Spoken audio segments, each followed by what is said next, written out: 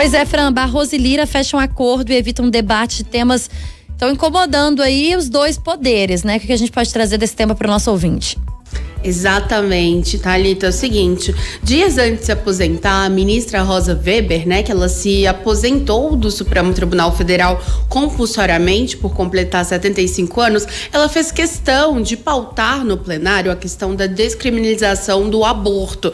Isso para quê? Ela, como relatora da ação, bem no final ali, ela estava colocando em pauta assuntos que pudessem deixar um legado, né? E um deles, justamente esse, da descriminalização do aborto, que ela queria deixar registrado aí o parecer favorável à interrupção da gravidez até a 12ª semana. Rosa Weber deixou o cargo e aí o Barroso, quando ele assumiu a presidência do STF, lá no finalzinho de setembro, ele já tinha pedido vista sobre esse assunto na corte e agora só cabe a ele pautar novamente sobre esse assunto. Esse pedido de vista nada mais é do que você adiar ali a discussão da ação, né, por um tempo, só que nesses casos não tem um tempo específico previsto no regimento. Então, cabe ao presidente, no caso agora o Barroso, a pautar esse assunto novamente. Só que, pelo que tudo indica, isso não deve ocorrer, viu? Justamente porque o pano de fundo aí seria um acordo costurado entre o presidente da Câmara, Arthur Lira, do PP de Alagoas, e Barroso, justamente para que os dois poderes não se estranhem. No caso, Barroso não colocaria em pauta no Congresso aí temas que é conhecido como a pauta de costumes, ao mesmo tempo que na Câmara dos Deputados, o Lira aí também não colocaria pautas anti-STF. Uma delas, inclusive, é de autoria do deputado Domingos Sávio, né, que é de Minas Gerais, do PSDB. E ele justamente falava sobre limitar aí determinadas decisões do STF e isso deve continuar em banho-maria. Ao mesmo tempo, a relação em questão ao aborto também não deve ser tratado, pelo menos até 2025, que é quando o Barroso deixa a presidência do STF. Essa é a apuração também do nosso repórter Ed Ferreira Júnior, que é quem acompanha o judiciário diariamente, né? E aí a gente pode lembrar até mesmo que ao ser questionado pelo Edio, um dia depois da sua posse, o Barroso até mesmo disse que o tema do aborto no Brasil ainda está imaturo, então por isso ele não iria conversar sobre isso, colocar isso em pauta, porque também leva questões, Thalita, ligada à questão de costumes, à questão de religião, então foi essa a justificativa dele, mas nos bastidores o que as fontes falam é justamente que há esse acordo aí entre cavalheiros. Só que, nessa, por enquanto, o Lira é quem tem levado a melhor. Pois é, Fran, mas no Senado a história é outra, né? Esse acordo não tá se estendendo, não?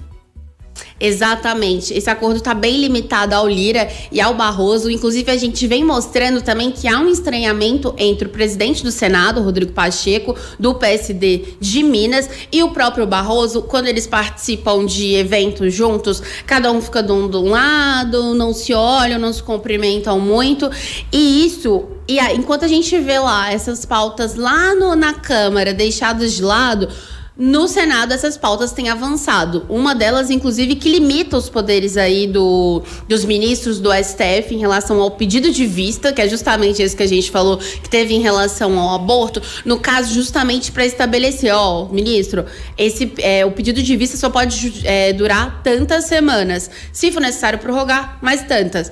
Além disso, também em relação a decisões monocráticas, porque hoje o ministro do STF, ele pode tomar uma decisão ele mesmo e isso tem uma repercussão geral aí, só que por esse projeto que foi aprovado em 40 segundos na CCJ do Senado, esse tempo essas decisões monocráticas também não valeriam para todos, como atos do Executivo, atos do Legislativo, mas enfim, fato é que essas pautas estão andando no Senado. Aí a gente pode lembrar também que o presidente Rodrigo Pacheco colocou em pauta a questão da lei de drogas, que era justamente um ponto que o próprio STF já vinha costurando, então isso deixa claro que há um acordo, mas ele se restringe à Câmara. Só que como para qualquer pauta passar, ela precisa do aval tanto do Senado, tanto da Câmara, o Barroso tem a garantia até então de que quando chegar na Câmara, algumas coisas podem ser barradas, cozinhadas por Lira.